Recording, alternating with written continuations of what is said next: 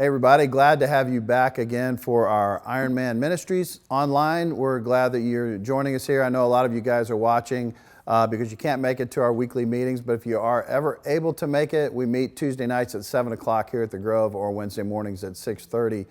And we're basically going over the same material that we're doing online, so we'd love to have you. We're going through a series right now called Fully Committed, and it's a study through 1st and 2nd Kings, and it's talking about the good kings and the bad kings, and that's what we're looking at today. So I want to get right into that. We're going to go through a bunch of scripture verses. You're going to see them pop up on the screens as we get to them. But we're looking at this from the end of King Solomon's rule. We had talked about how he had started well and he didn't finish so well. So from the end of King Solomon's rule, there was 39 kings total in Israel and in Judah. Of those 39 kings, there was only 8 of the kings that would be considered good. So about 1 out of 5, 20%. And as you're reading through this, as you're going through 1st and 2nd Kings, you realize that's the case. It's like you're kind of relieved when a good king shows up every now and then. It's like, how can there be so many evil kings in a row when they see that God is not with them and God's not blessing them, especially in battle and those kind of things against the Philistines and those sort of things. But every single king in Israel were evil. Now you have Israel and you had Judah, the kingdom was split, but every single king in Israel was evil. Judah had, a few bright spots, but Israel not so much. But if you're like me, you're probably wondering, how did they get to this point? God had taken them out of Egypt. He had brought them into the promised land. And we're going to look at some scriptures here in just a second of instructions that were giving to them as they were entering the promised land, how they weren't supposed to be worshiping foreign gods. They were supposed to eliminate all of the residents that lived in those territories, but they didn't. And you see that slowly they start getting away from God. And you think, how could it happen like that? And then you have to kind of take a look at America too and where we are, and you think, well, in 200 years, look how far we've come. Okay, 300 years, look how far we've come from when our initial settlers came to America and what their original intent was for religious freedoms, and now we are so far away from that. So it can happen. We're not pointing fingers at the Israelites when in a lot of ways we have turned away from God as well here in our own country.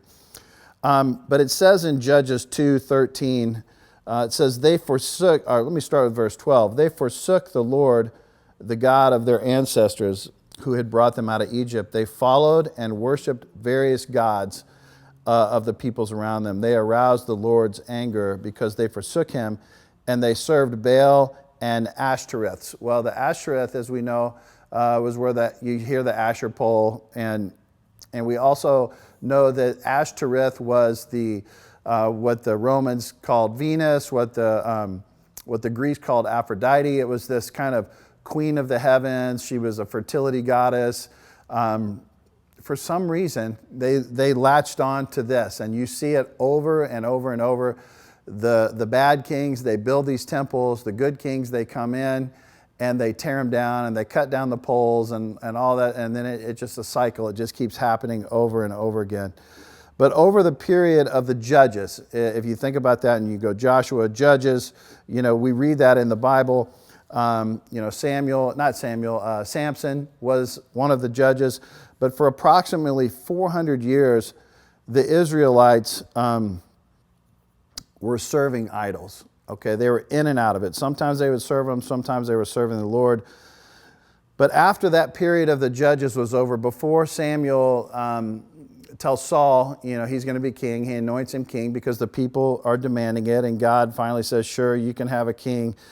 And then Samuel reminds them this again in 1 Samuel 7, 3 through 4. So it says this, so Samuel said to the Israelites, if you are returning to the Lord with all your hearts, then rid yourself of foreign gods and Ashtoreths and commit yourself to the Lord and serve only him, and he will deliver you out of the hand of the Philistines. So the Israelites put away their Baals and their Ashtoreths, and they served their Lord only. So we see that after this period, we see Saul come along, and Saul starts out as a good king, and then at some point we see Saul not being completely obedient to God. God removes himself and he removes his spirit. At this point, we have David waiting in the wings. He's been anointed already to be the next king. We don't see Saul necessarily going to worshiping idols. We do see him consulting a medium where he's trying to get in touch with the departed Samuel to get some advice from him. But we don't see him going to the idols. That started during the reign of Solomon. Okay, so we do see that it is Solomon who opens the floodgate for this idol worship, and it started by following his foreign wives.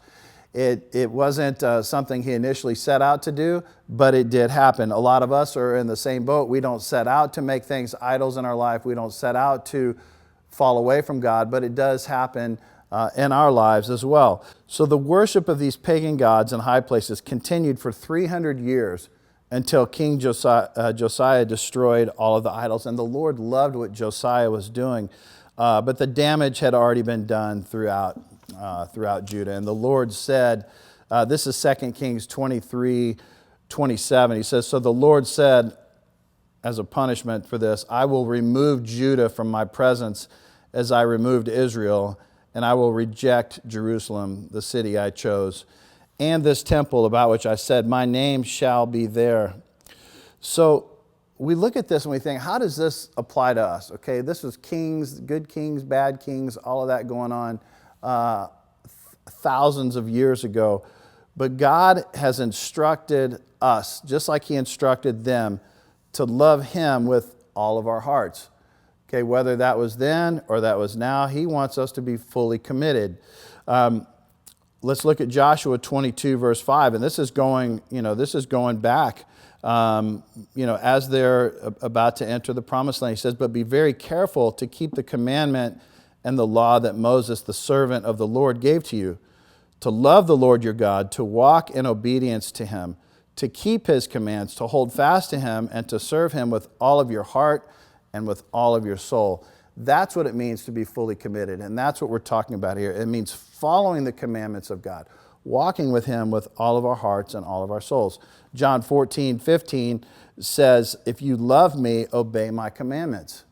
Very simple. If we're going to say that we love God, we have to obey him. So yes, King Solomon led the people into idolatry, but all of those people ultimately had a decision whether or not they were going to follow Solomon's lead or not. Now, there were certain kings back in those days that, demanded everybody bow down to them or bow down to a certain idol or whatever.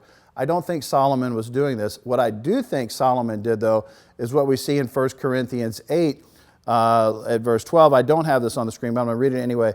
And when you sin against other believers by encouraging them to do something they believe is wrong, you are sinning against Christ. This is Paul talking to the Corinthian church.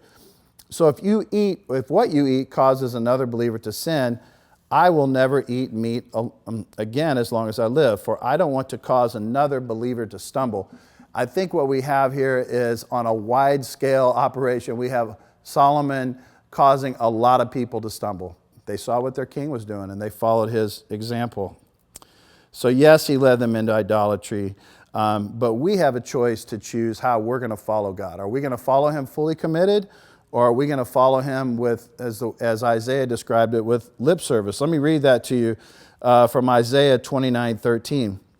The Lord says, these people come near to me with their mouth, and they honor me with their lips, but their hearts are far from me. Their worship of me is based merely on human rules they have been taught.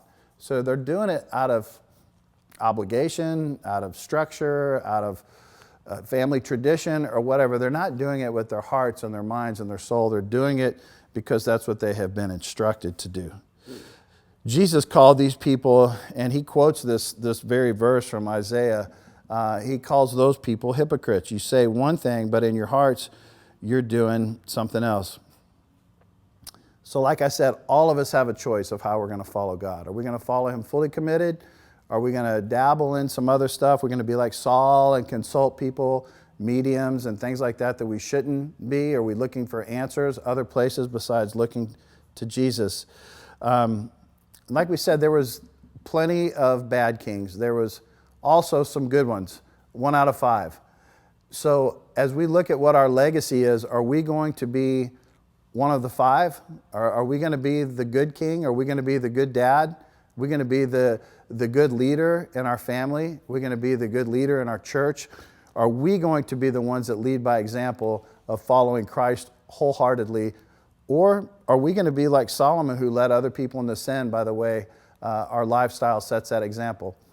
You guys, I hope this was encouraging to you today. Hopefully we'll see you back here up at the church. If not, God bless you, and we'll see you next time.